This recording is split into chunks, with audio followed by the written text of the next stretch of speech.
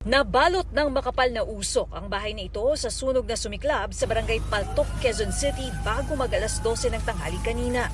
Ang mga residente nakarinig daw ng putukan at nakitang nasusunog na ang bahay.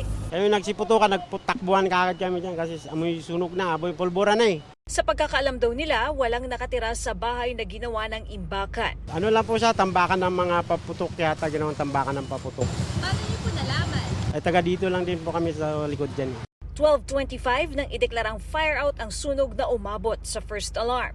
Iba't ibang klaseng paputok ang nakita sa loob. May nakuha pong mga pikulo, sila admin nandun sa loob. Hanggang ngayon, nagpuputukan pa nga doon sa loob yung mga pikulo. Bali pagdating ko kasi, nagpuputukan na eh.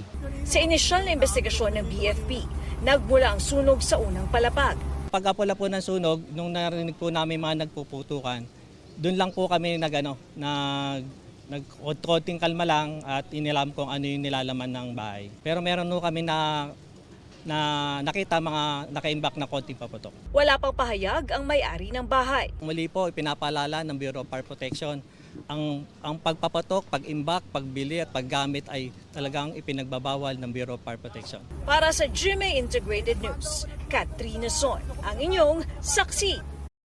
Mga kapuso, maging una sa saksi. Mag-subscribe sa GMA Integrated News sa YouTube para sa iba't ibang balita.